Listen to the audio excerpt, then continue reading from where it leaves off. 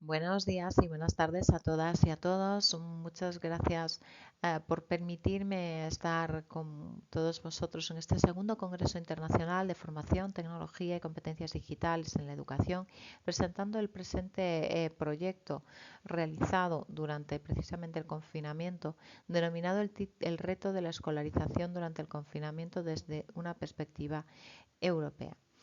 Me presento antes de nada, soy la doctora Estefanía Alema, soy doctora en Psicología de la Salud, aunque mi formación de base se ciñe al contexto educativo y precisamente una de mis líneas de investigación son las competencias digitales y la alfabetización digital en contexto de educación superior, así como la adicción a las redes.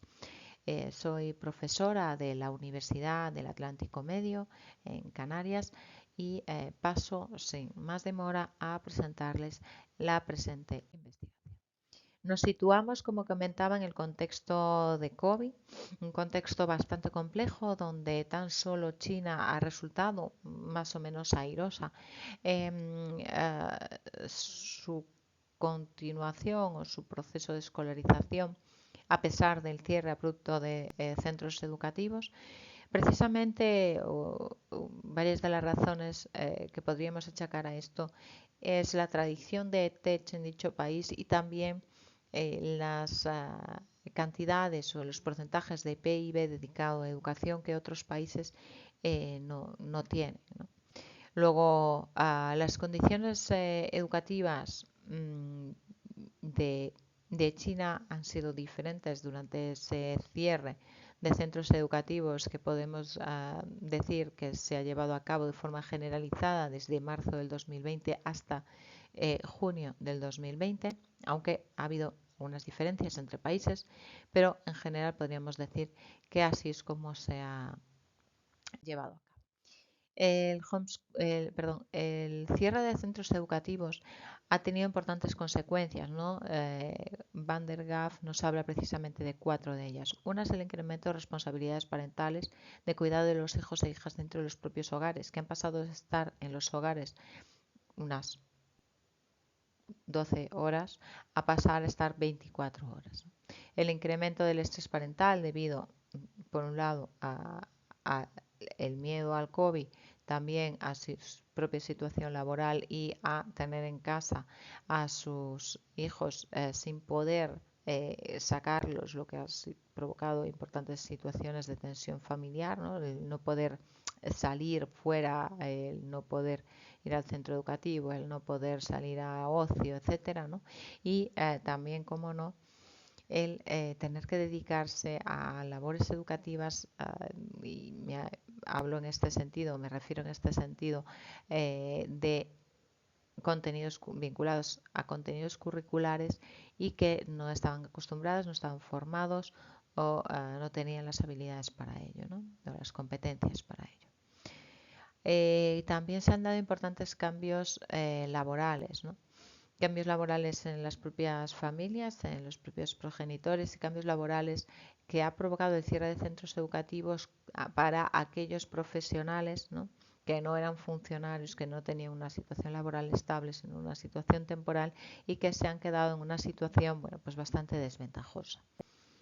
También aquellas familias con rentas bajas y cuya, bueno, que contaban con esa eh, con, con el servicio de comedor del centro educativo han visto que ese servicio al cerrar el centro educativo no podían tenerlo y han tenido importantes dificultades, muchas de ellas para poder inclusive alimentar a sus hijos, ¿no? Llegamos a este contexto en el que se han cerrado los centros educativos y la escolarización continúa, pero continúa dentro de sus hogares, ¿no? Y llegamos a esto del homeschooling, ¿no? ¿Qué es el homeschooling? Dice Valle Aparicio que el homeschooling es la opción educativa que adoptan determinados ciudadanos que deciden educar a sus hijos en el hogar al margen del sistema educativo tradicional que se sostiene en la educación obligatoria y lo hacen siguiendo una metodología y una pedagogía propias. Claro, esto cuando es derivado de la elección propia tiene un sentido, ¿no? que sucedió durante el confinamiento, que no era una elección propia, ¿no? Los objetivos y la metodología utilizadas en el estudio, que pasamos a comentar a continuación en cuanto al objetivo, es conocer y describir la situación de escolarización en los hogares durante la pandemia. Y en cuanto a la metodología, se trata de un estudio descriptivo realizado durante los meses de mayo-junio del 2020 a través de un cuestionario ad hoc compuesto por 17 preguntas cerradas y abiertas que se basan principalmente en las dificultades que ha tenido los progenitores y los profesores para continuar con la escolarización, el tipo de herramientas que han utilizado y también su predisposición a continuar utilizándolas. Han participado un total de 71 docentes y progenitores. La mayor parte eran precisamente progenitores, un 75,7%, frente a un 24,3% de docentes. También han participado un total de 5 países: Reino Unido, Alemania, Eslovenia, Italia y España, aunque en proporciones desiguales, lo que no nos permite hacer comparativas entre los mismos, ¿no? Además de el pequeño tamaño muestral. Para poder analizar estos datos, vemos que son diversos.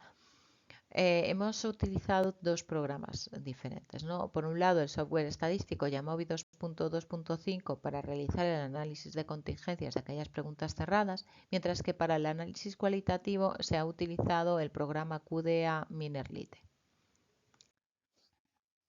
Pasamos a comentar los resultados obtenidos en cuanto a la situación de escolarización según los países.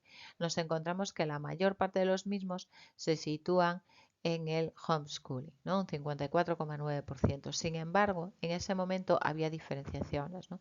Italia y Reino Unido estaban a la cabeza de esta situación, mientras que, por ejemplo, Eslovenia, cabe destacar que el porcentaje de eslovenos participantes era muy bajo, indica que sus menores estaban escolarizados en escolarización a distancia, ¿no? En cuanto al nivel educativo, la mayor parte de la muestra se situaba o atendía a alumnado o a hijos escolarizados en educación primaria, ¿no? En cuanto a los progenitores, aquellos que tenían hijos de educación primaria e infantil también han resultado con un porcentaje relevante, mientras que en el caso de los profesores, el segundo de los porcentajes bastante alto ha sido el de profesorado de educación secundaria, ¿vale?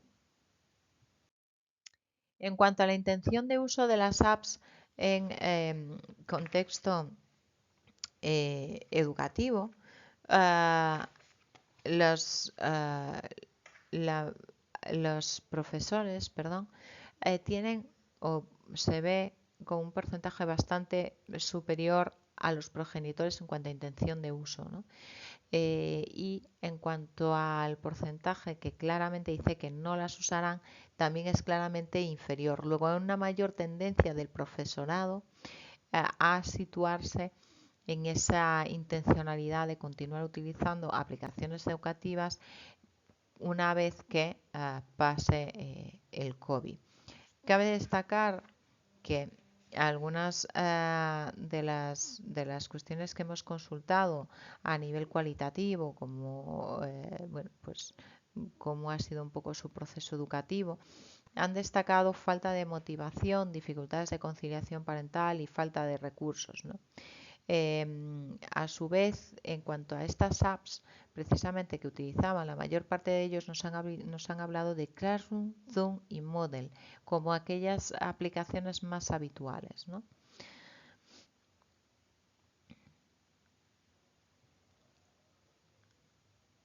En cuanto a la intención de uso de las aplicaciones en función del país, vemos que hay bastante intencionalidad, salvo en el caso de Reino Unido, que destaca, ¿no?, por situarse en una posición dubitativa, ¿no?